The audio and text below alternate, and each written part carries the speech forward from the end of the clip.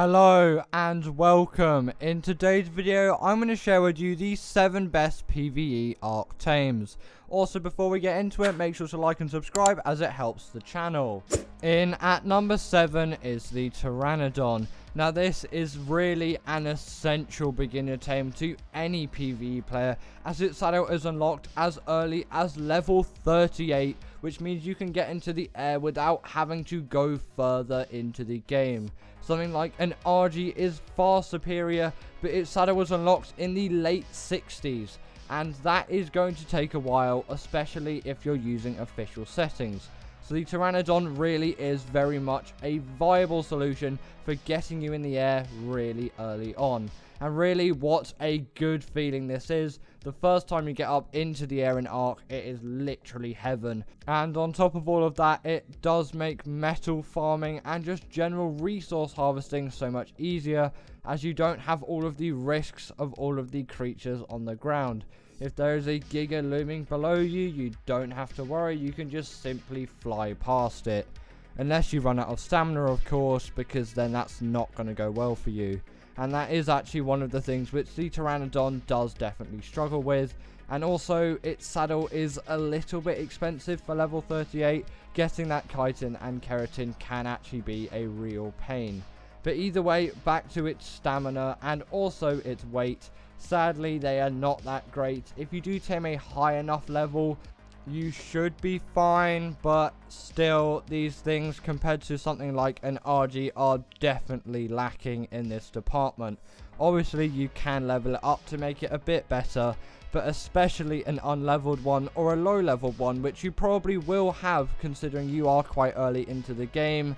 These things are an absolute pain sometimes for metal runs, as your character's taking up about 200 in the weight department, and it only has 300 weight, so like that, it is instantly full. So, in at number 6 is the Deodon. Now these things only really have one use for me, which is actually healing creatures, as these things do have a special healing ability. But just remember, this thing does take a hell of a lot of meat, and also you will need to level up a lot of food into this thing, as it is going to absolutely tank when this ability is being used. Also, on top of that, these things are quite an easy tame thanks to that ability as well, as these things will tank through food while taming, so these are a very quick tame. But once you have got one of these things tamed, how are you actually going to use that ability that I've talked about? When you hold down the ride button when you're near your creature, which on PC is E, you'll have access to a scroll wheel menu where you can enable passive healing. Once this is activated, this will heal any of your tamed creatures and is an insanely useful feature if you are trying to fight bosses. Definitely get a Deodon. In at number 5 is the Ogee. Now this does have a very similar use to the Deodon, as this is really a creature for fighting bosses. That is because of its 2 raw abilities. This thing has a fear roar, which will debuff the enemy creature, and it also does have a courage roar, which will buff your creatures and also debuff the enemy. But also, on top of all of that, it is a very solid carnivore as well. It has a reasonable amount of health. It's not quite as much as the Rex, but it is still a very reasonable amount. And also, on top of that, it does have quite a reasonable amount of melee damage. This thing will definitely pack a punch if you do ram it into a couple of mammoths or whatever creatures you are trying to kill. These things are also great in a PvP scenario as well, due to their fear roar. As if someone's trying to raid your base on a Pteranodon, these things can simply fear roar, and then the player has completely lost control of their Pteranodon. You may have also experienced this as well if you were trying to raid someone's base with a Pteranodon, or if you're just casually roaming through the ice biome and the Ogee lets out its fear roar. This is definitely a feature which you can put to use, which will really annoy other players and also keep you safe at the same time. Definitely at some point tame yourself a Ogee. And in at number 4 is the Ogee. Now this thing really is the king of harvesting. This thing is far superior than the Pteranodon for pretty much anything apart from speed. This thing is able to harvest metal with absolute ease, and it does also have weight reduction on metal, crystal, obsidian, and even more objects similar to that. This thing is absolutely amazing when paired with an Anki, as the Anki will automatically harvest metal when picked up by the Ogee when it is hovered over a metal node, and it is just so convenient and so quick. But the thing is, once the Anki has reached 70% of its weight, you will need to do this manually, but it doesn't really matter because this thing is going to be getting a lot of metal anyway, as Ankis do have a really good weight stat. Also, on top of that, it does have a couple of special abilities as well. Namely, its ability that when it eats a dead body, this thing is going to heal so quickly. Which means if you have just gotten yourself out of a fight, just kill something very simple like a dodo or a dilo, and this thing is going to heal up super quick. And also, on top of all of that, its saddle acts as a portable smithy. How amazing. In at number 3 is the Mantis. Now this, to be honest, is really one of my favourite Ark harvesters. This thing is really a great creature, and it can definitely be put to use in PvE. Yes, this thing does not spawn on the island, but it does spawn on Ragnarok, and Ragnarok is still a free map, so this thing is not behind a paywall. And in fact, none of the creatures on this list are behind a paywall, except obviously Ark itself. The Mantis really does have a special ability which no other creature has. It has the ability to wield any type of melee weapon. Swords, pikes, picks, hatchets, you name it, this thing can equip it. In this case here, I am showing you it with swords, as this is what I use for harvesting mutton on Ragnarok. This thing really is a very fun way to harvest mutton, as I often find myself actually bored of harvesting, but as soon as I whip this thing out, it makes it so much more fun and things actually get done. Also, on top of that, it is a viable way for getting metal as well, as it can equip pickaxes. And if you didn't know, pickaxes are the way to actually harvest metal from a metal node. The only thing it's really lacking in that department is weight, and it does not have weight reduction for things like metal, crystal, and obsidian. Also, be careful, as it does have a pretty low health stat.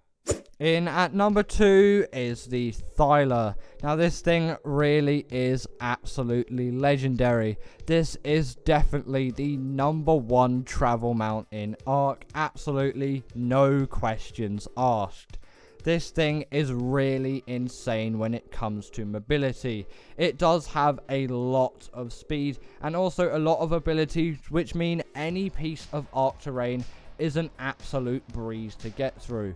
Unless it's an enemy base, as these things aren't the best turret soakers, but in a PvE situation you're not going to be doing that anyway, so these things are pretty much good for everything.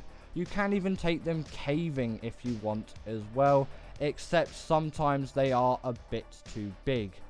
Also, the Thyler does have a very decent amount of melee damage, and also on top of that, it does have a special ability with its attack as well.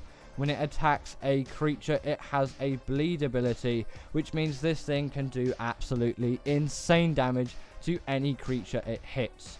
A Giga is actually very easy to kill with a high level one of these, which you wouldn't expect, but if you have played Ark for a while and you've used one of these things, you know what an absolute powerhouse they are. But the abilities don't even stop there. It has another ability as well, apart from climbing walls, having a bleed ability, and just being absolutely insane. These things also have a pounce ability. Truly a great creature. And finally, in at number 1 is the Baryonyx. Now this thing really is the king of PvE Ark for me, as this thing is just so useful in so many different ways. Firstly, I'm going to talk about its speed and mobility. This thing is great for getting around, and also it doesn't get stuck on everything in Ark like a Giga or Rex would. These things also do have great melee damage as well, and you certainly shouldn't underestimate these things. These can actually take out Gigas if you do have a high enough level. Maybe don't take them as far as bosses, but these things are still pretty much great for everything else. Also, on top of that, these things are the best creatures by far for doing any kind of cave runs. These things will pretty much fit into any cave you can find, and they will deal great amount of damage in that time, and they will get through every obstacle that you will face. Also, on top of all of that, they have a wealth of abilities to go with it as well. The spin ability, which you might have just seen there, is only accessible in water and is activated by pressing C on the keyboard. This thing is really a great ability for doing the underwater caves on an island, as it is actually a stunning ability. And as you will see in a second, this thing can stun creatures up to the size of a megalodon. This won't work with plesios or mosas, but still, most of the underwater creatures you will encounter, you can instantly stun just by pressing a button. But as every good creature, these things do sadly have a downside. These things don't have a lot of health, and they spawn in the swamp. Not great. The 5 best PvP Ark tames. In at number 5 is the Gasbags. Now these things spawn all over Extinction and are very great turret soakers, which are why they are on this list. And on top of that, they also do have a wealth of other features which makes them great for PvP.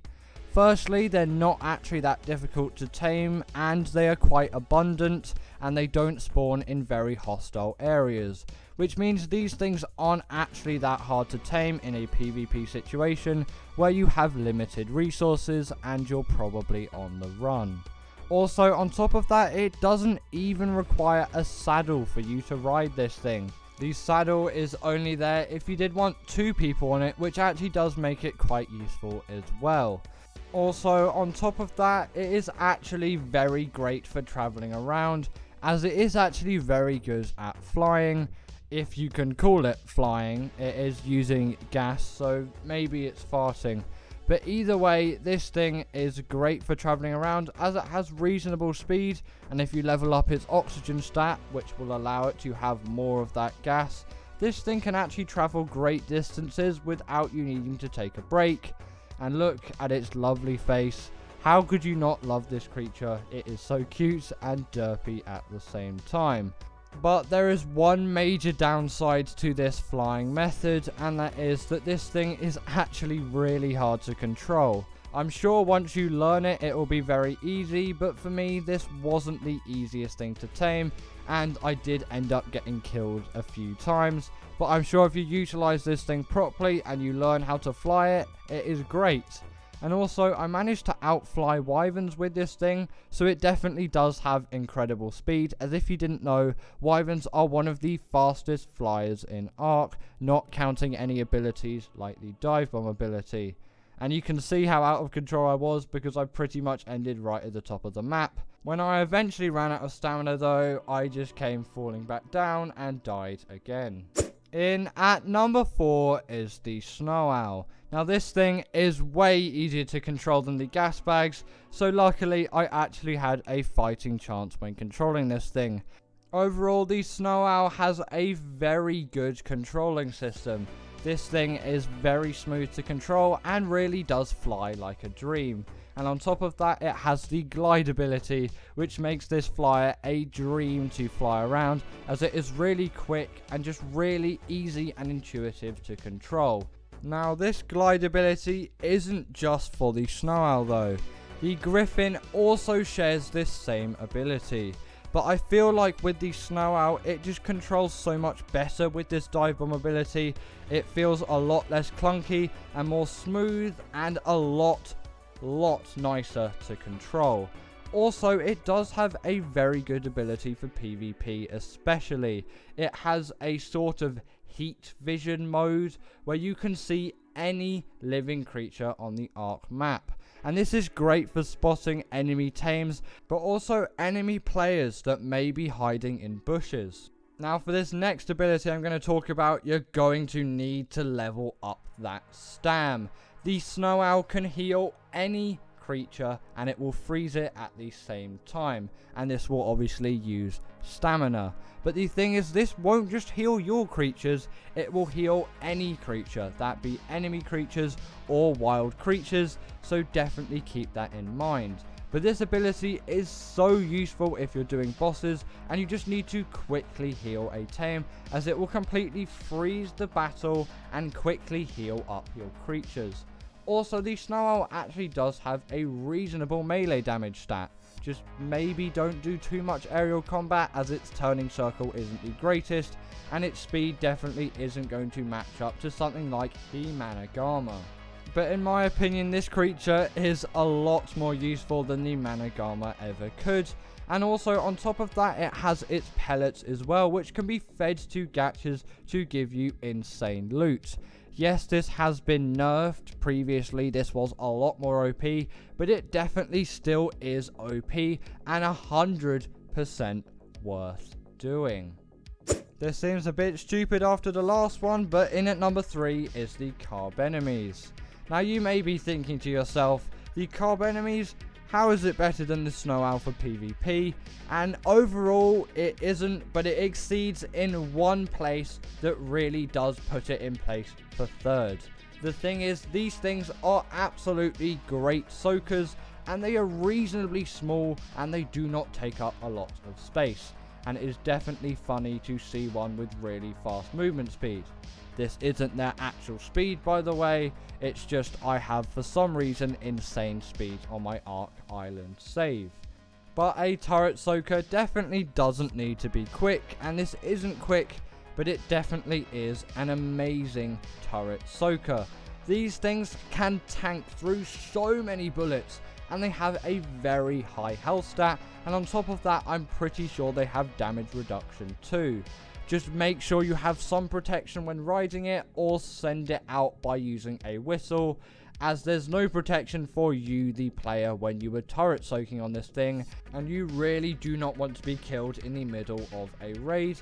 They're also reasonably good for harvesting oil as well, if that is what you want. So for some oil harvesting to get you up and running, these things aren't the worst way to harvest that. But obviously they are mainly here just for their soaking. Yes, they can kill a few things, a dodo will be fine, you could maybe kill a player with one of these things, but they definitely do not rack up in the melee damage department or abilities department. These are just simply really good soakers. In at number 2 is the Stego.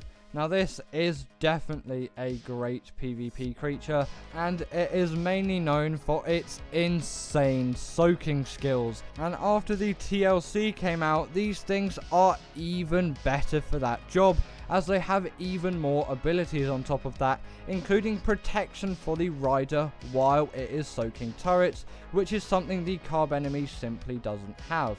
If you are doing any kind of turret soaking, the hardened plate is going to be the way to go. If you're doing any kind of more extreme harvesting, use the heavy plate, and if you're doing any kind of berry gathering or attacking enemies or creatures, then use the sharpened plate.